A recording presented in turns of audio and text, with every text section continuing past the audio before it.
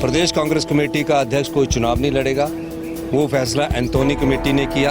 हिमाचल प्रदेश और गुजरात में ये फैसला लागू हो चुका है। गुजरात का और हिमाचल प्रदेश का जो अध्यक्ष है वो कोई चुनाव नहीं लड़ेंगे। दूसरा फैसला उन्होंने ये किया कि कैंपेन कमेटी का इंचार्ज जो होगा वो स्क्रीनिंग कमेटी और सेंट्रल इलेक्शन कमेटी का भी सदस्य होगा, ताकि जो प्रदेश का संगठन से निकला हुआ व्यक्ति हो, संगठन में कार्य किया और प्रदेश के वरिष्ठ नेता हो, उसको ये जिम्मेवारी मिलती है।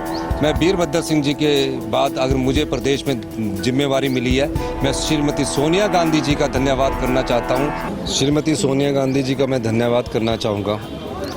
विचार विमर्श करने के बाद, मुझसे बात करने के बाद एक बहुत महत्वपूर्ण जिम्मेवारी प्रचार कमेटी की सौंपी गई है और टिकट डिस्ट्रीब्यूशन की जो स्क्रीनिंग कमेटी होती है प्रदेश की, उसकी जिम्मेवारी सौंपी गई है। निश्चित तौर पर कांग्रेस पार्टी आने वाले समय में आक्रामक भूमिका में होगी।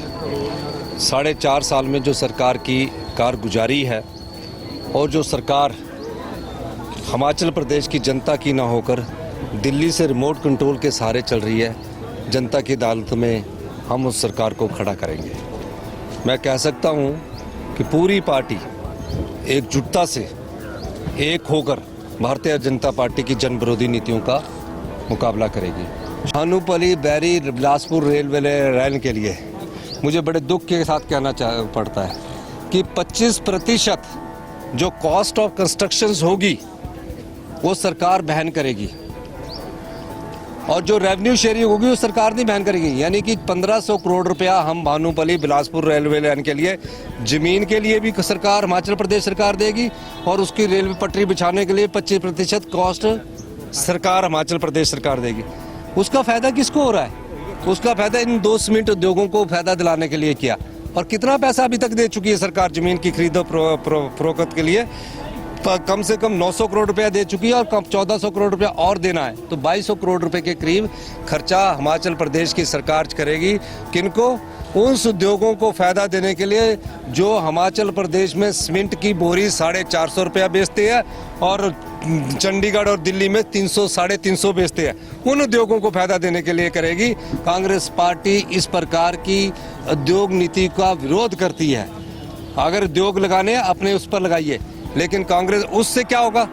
जितने बेचारे ट्रक लगे हैं, जितने बेचारे ट्रकों के द्वारा सीमेंट धोया जाता है, वो सीमेंट धोना बंद हो जाएगा। रेलवे के बड़े बड़े बोगी लग जाएगी, उसके द्वारा सीमेंट भी धोया जाएगा और कम से कम 2500 करोड़ रुपया हमने उस पर खर्च करने के लिए दे दिया।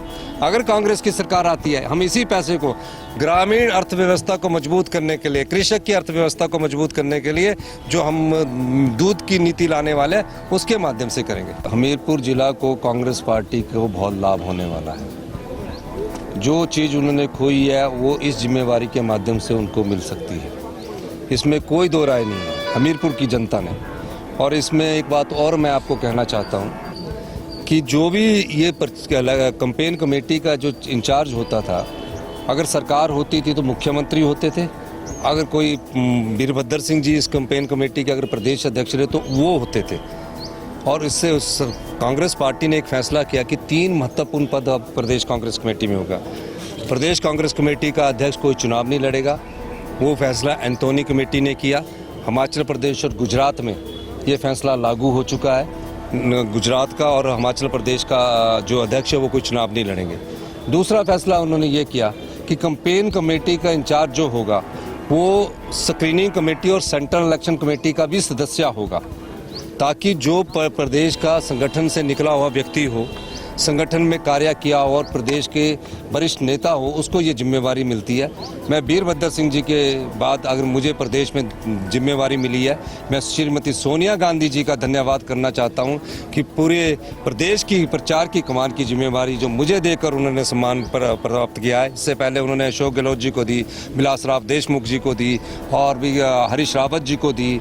सभी लोगों को ये जिम्मेवारी उन्होंने दी और मुझे ये जिम्मेवारी देकर उन्होंने कुछ बातें कही है। मेरा दायित्व है उन बातों का और उन कर्तव्यों का निर्वाह करना।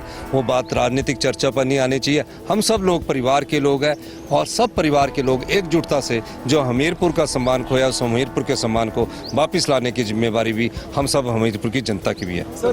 पूरे कांग्रेस की कार्यशैली का पता नहीं है। हमारे जो इंचार्ज है, जो भारतीय जनता पार्टी के, कांग्रेस में ये कार्यशैली पहले से है और कांग्रेस की आंतरिक कार्यशैली पर उन्हें टिप्पणी नहीं करनी चाहिए, क्योंकि उनके राज में तो अब कांग्रेस भारतीय जनता पार्टी तो लोकतांत्रिक पार्टी रही नहीं। वहाँ तो दो व्यक्तियों का राज चलता है, एक अमित शाह का और एक मोदी जी का।